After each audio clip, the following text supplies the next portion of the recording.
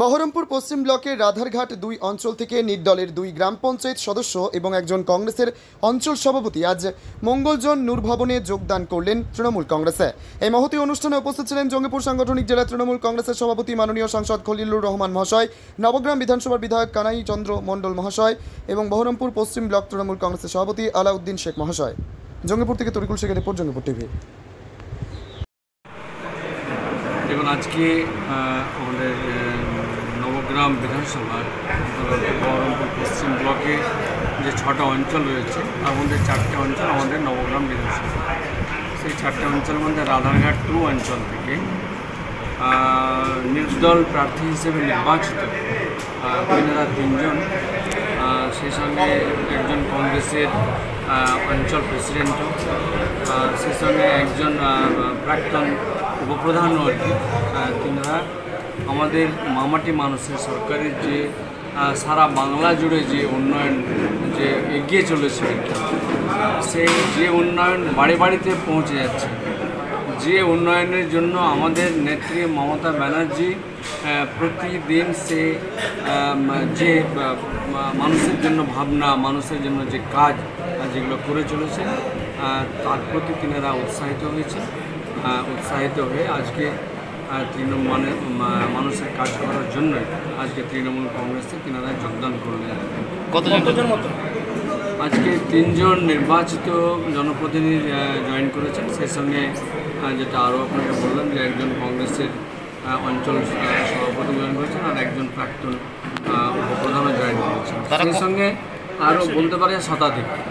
বলছি জঙ্গিপুর পৌরসভা কি কোন দল থেকে? তারা বিভিন্ন তৃণমূল ছাড়া কংগ্রেস সিপিএমের মধ্যে মানে করতে হবে। জঙ্গিপুর পৌরসভায় যে অনাস্থা আসছে সে কতটা চিন্তা ভাবনা করছে দলের পক্ষ থেকে? যাক, প্রথম যে বিষয়টা আপনার যে প্রশ্ন, এই জয়েনিং আর কি, এই জয়েনিংয়ে আমাদের পার্টি মজবুত হচ্ছে, সংগঠন আরও ভালোভাবে এগোতে পারবে। আমরা আগামীতে আমরা ওই এলাকাতে একটা সমন্বয় করার জন্য যারা আরও আসতে পারেননি তাদেরকে নিয়ে, কর্মীদেরকে নিয়ে একটা মিটিং করে যেন আমরা একে অপরের পরিপূরক হিসেবে আমরা পার্টির কাজ করতে পারি, মানুষের কাজ করতে পারি, সেই কাজটা আমরা করব। জঙ্গিপুর পৌরসভাটা কতটা ভাবলেন? দেখুন, জঙ্গিপুর পৌরসভা নিয়ে আপনাদের যে প্রশ্ন আর কি, আমি বেশি কিছু বলতে চাই না আর কি। বেশ সব বিষয়টা আমাদের রাজ্য নেতৃত্বের প্রতি আমরা জানিয়েছি আর কি। রাজ্য নেতৃত্ব আগামী 8ই জুলাই আমাদের সাংগঠনিক জেলার প্রেসিডেন্ট, চেয়ারম্যান এবং তৃণমূল কংগ্রেসের নির্বাচিত যে কাউন্সিলর তাদেরকে আমাদের পার্টির সভাপতি ডেকেছেন। নিশ্চিতভাবে তিনারা অনেকটা বিষয়ে সব বিষয়টা অবগত হয়েছেন। এবার সামনাসামনি কথা বলে যে নির্দেশ দেবেন সেটাকে আমরা আগামী দিনে আমরা পাথেয় করে সেটা চলব।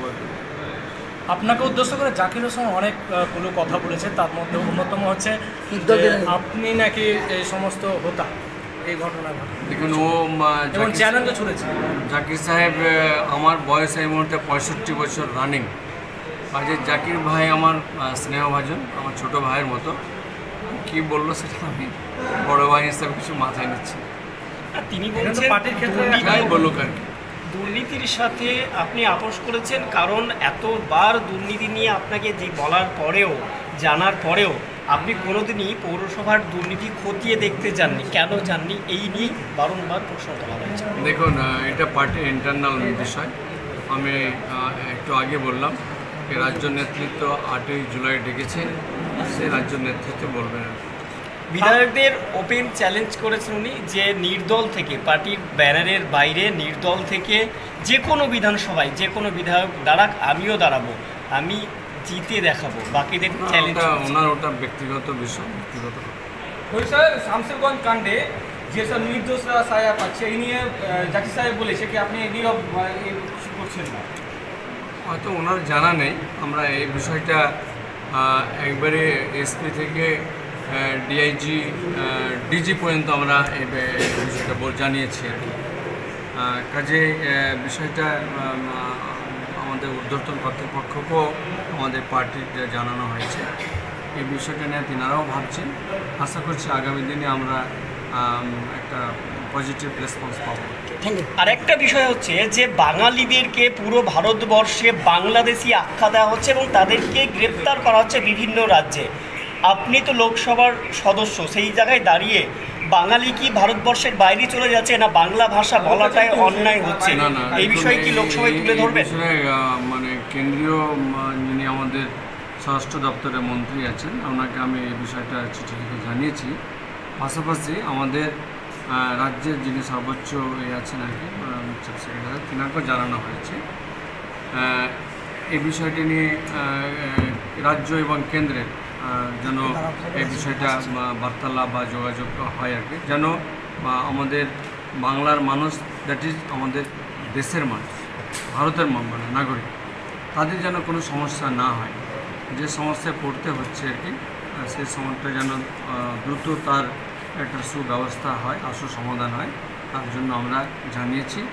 আর আগামীতে যে আমাদের মনসুন সেশন আরম্ভ হতে যাচ্ছে 21শে জুলাই থেকে, আমি অবশ্যই এই ব্যাপারটা তোলার জন্য আমি নোটিশ আমি দেবো আর কি। যদি আমাকে সে স্পিকার মহোদয় আমাকে যদি সে সুযোগ দেন বলার আর কি, আমি নিশ্চিতভাবে বলবো। না হলে আমি চিঠি স্বরাষ্ট্র দপ্তরকে চিঠি দিয়ে আর কি এই বিষয়টা অবহিত করব। গত পরশুদিন উড়িষ্যাতে হরহরিপাড়ার কিছু শ্রমিক তার একটা ব্যবস্থা চলছে, তারা কাকতি মিনতি করছে আপনাদের সহযোগিতার জন্য, তার জন্য ব্যবস্থা হচ্ছে। হলুদের আচ্ছা